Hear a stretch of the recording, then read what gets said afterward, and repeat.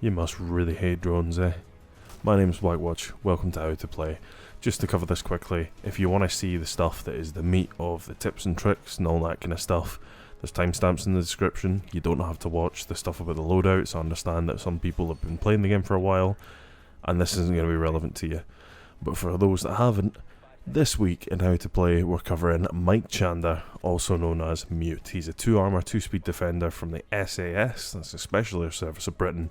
We're rounding out that 4 guide series on the SAS, moving on to the FBI next week. But to cover Mute, he has 2 primary weapons, the MP5K SMG or the M590A1 shotgun. Personally, you know my personal preference is always going to be the 1.5x scope, and the MP5 has got it, so for me that's the one. But thanks to his choice of secondaries, the SMG11 and the P226, you can do the classic smoke combo of going with the M590 shotty as your primary and the SMG11 as a de facto primary in the secondary slot. Gives you that option. Personally not my favourite because the recoil of the SMG is very high on console. P226 is a boring pistol, but it does the job. Secondary gadgets, nitro cell, bulletproof camera. I'd settle on the nitro cell because there's not too many ops that have this and it can be useful, but you might like the camera as well. His unique gadget is the Moni GC90 signal disruptor, also known as the Mute Jammer. You're not going to hear people calling it a signal disruptor, it's always going to be Mute Jammer, so just listen out for that. And he gets 4 of these. They have a 2.25 meter radius, which is not huge. You're going to see that when you play. It jams all signal-based attacker gadgets and a few others as well, so just to list them, because I thought there's a lot of variance here compared to covering the previous one, which was Thatcher, where he's dealing with electronic gadgets. There's a bit more nuance here.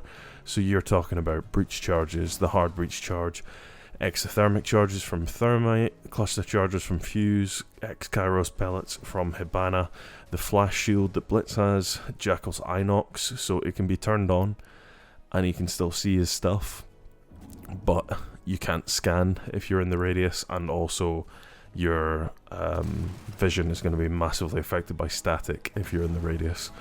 Finka, when she's in the radius, can't activate her adrenal surge. Lion can't activate his EE1D, and anyone who is standing inside the signal disruptor when the EE1D is activated will not be seen even if they're moving, so that's something to keep in mind. Ace's Selma breaching devices won't activate if they're inside the radius of the signal disruptor, as with other things. Air jabs from Nomad, if they're next to the jammer, they're not going to go off. They'll be disabled until the jammer's destroyed. That also goes for claymores, and that's one of the new counters. It's kind of a weird one, so you could potentially use Mute as a runout enabler. I wouldn't necessarily recommend this, but it is doable. And the last one is the fact that the Docubee Logic Bomb, so that's basically when she phones everyone, if your phone is ringing, it will either, well, it won't either do anything. If your phone is ringing, you can run into the radius of the Mute Jammer and it will scrub that call. And if you're standing inside the radius when the call comes in, your phone won't ring at all, and that'll be it. If you leave the radius, it's not going to turn on or anything like that. It's just gone. So, his strengths, his intel denial is definitely best in class. There aren't a huge number of intel denying operators. You could argue there's only 2, and that is Muzzy and Mute. And he does the better job between the 2 of them overall. He's literally always useful. He's one of those operators you just will always get value out of. And unlike Mozzie, he's a long-term multi-use solution to drones. By that I mean Mozzie gets 3 pests, and it's got 1 drone caught per pest.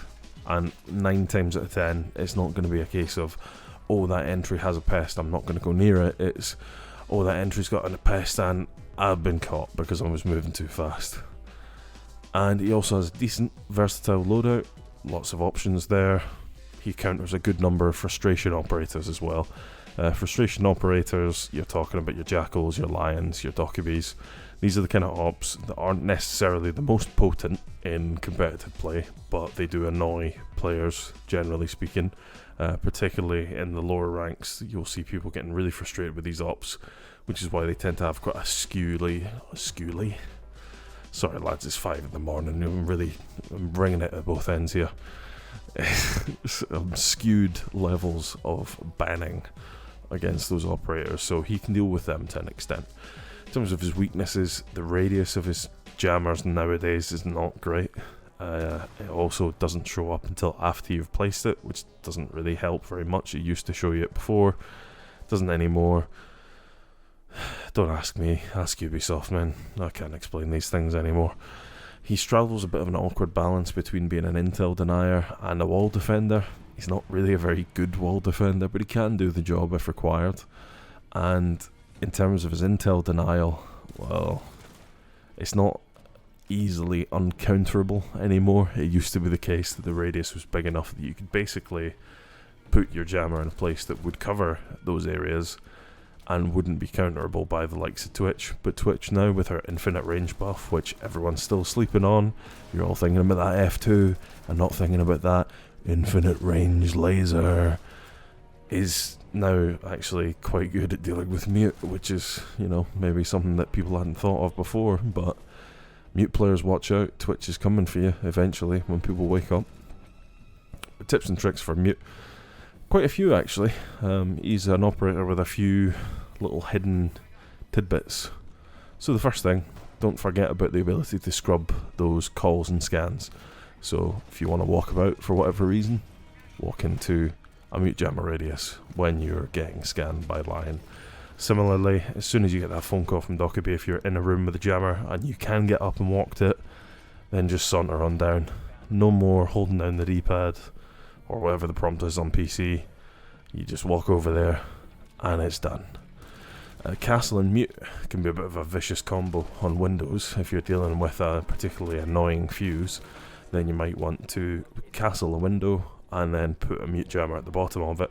All of a sudden, he can no longer detonate his cluster charge on that window. Spectacular stuff. This doesn't really work against teams that are prepared. If you're playing against a team that likes to play Sophia, Ash and Sledge all at once, then you're a bit of a fool if you try to pursue that particular strategy. But it can slow down teams that aren't ready for it. Put yourself in the attacker's shoes when you're determining where the best place is for your jammers. So try to think, if I was attacking this place, where would I be moving my drone? Where are the most likely entry points? Where can I place this where it's potentially going to be covering multiple areas at once? Or let's say it's covering a wall but also covering an entry point. So if you've got a wall that runs alongside an entry point on the other side of the wall, slap them together, you're covering a doorway and you're covering a wall, or a drone hole, whatever it might be. Just try to get the maximum value out of every jammer that you place. If you do decide to use the jammers on walls, consider using them as a sort of first line of defense, with Bandit and Kaid there as your main coverage. The trouble with mute is that he doesn't deal with the charge, he just stops it. And all it takes is them to get lucky, and then bada bing bada boom, it's gone. And that's not really as good as people who can destroy it outright. Kaid and Bandit really do have the monopoly when it comes to dealing with walls. That kind of stuff doesn't see as much play as it used to. The days of Bandit tricking are definitely numbered. But in the casual game and the ranked game that you're more likely to play, not talking about the competitive game, it is still viable, and you do still want to go for the permanent solution rather than the delay. But it's not bad. I'm not saying don't do walls. Just weigh up the pros and cons. Don't underestimate the power of leaving the enemy blind. If you have jammers in your pocket, which please take the clips of me playing mute. I'm not the best mute player, don't get me wrong, mainly because my prep as of late has been very lacking. But I do know my stuff from mute. I just may not always demonstrate it, so I follow the grand old adage of do as I say and not as I do, because you don't want to be left with jammers in your pocket unless you plan to use them later on in the round. but 9 times out of 10 that's not a good idea. So you want to make sure that you use them, because if you're that attacker having to push into a room where you literally can't get vision of anyone in the room and you're just having to guess who has the advantage in that situation? It ain't the one who's going in blind, it's you, pal. If there's too many walls to do, split them with mates. So this is referring back to the situation of you being a first line of defense for the bandit and the Kaid. You maybe want to actually just spread the walls out amongst all those players. Obviously you're not always going to have that much to reinforce and to cover with your gadgets, but if you do, split it up. It makes it easier for everyone involved. If a window can be used as an alternate entry for a drone, so think about the prep kitchen on cafe that has the big double window that's right next to the door that people enter into the site with. Barricade that window and then just jam the door, rather than thinking, oh, they're going to jump through the window. Don't waste 2 jammers on that. It's a bit of a waste of time. Instead, as I say, just barricade the window. That's maybe not the best example, that one, because actually you can put the jammer down to cover both spots, but you know, again, do as I say, not as I do. That kind of stuff. Just use your logic in the moment. Don't forget about drone holes. Drone holes can be better than doorways a lot of the time. So you want to consider which drone holes are there, which ones are more likely to be used. Another thing that is definitely a top tip as far as I'm concerned, and it's related to this drone hole thing, is that you need to be able to accept that you're not going to be able to cover everything. Even if you're working with a Mozzie who could be balancing out and, you know, bolstering your intel coverage, it's still not going to be perfect. So just do what you can and accept that it's never going to be watertight. It's all about trying to take time from the enemy as much as you can, and if they do have to work around, then it's a workaround that will hopefully bleed some time from them. That's the kind of thing that you need to remember. Similarly, if you have a Mozzie who likes to use the drones as cameras, then consider just letting him leech one of your catches, rather than having him place the thing out in an area and hope that he catches it. You know, you can get a guaranteed one off of one of your jammers, so it is an option. It's obviously not essential, but it is an option. And the last one, bit of a key one since his radius was reduced: don't jam double doors. It doesn't work anymore.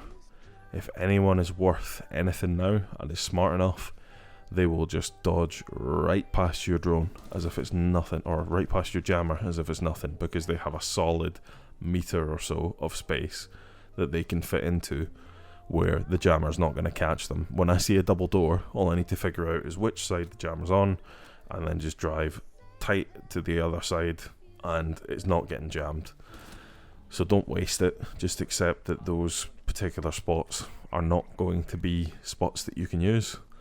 Choose somewhere else. And the final actual tip is that you may want to consider giving your jammers to your roamers.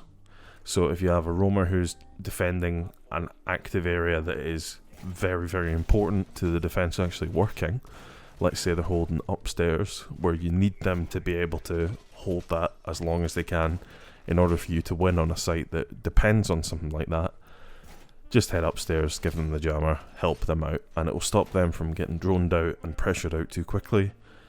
Buy yourself and your team more time. Hopefully let that teammate come out the other side without getting scranned by the... I don't know. I was trying to think of something funny to say there, but it's 5:17 in the morning, gents. I just want to go to bed and sleep now. So, I hope you all enjoyed the video. If you did, please like, subscribe, share, all the usual stuff.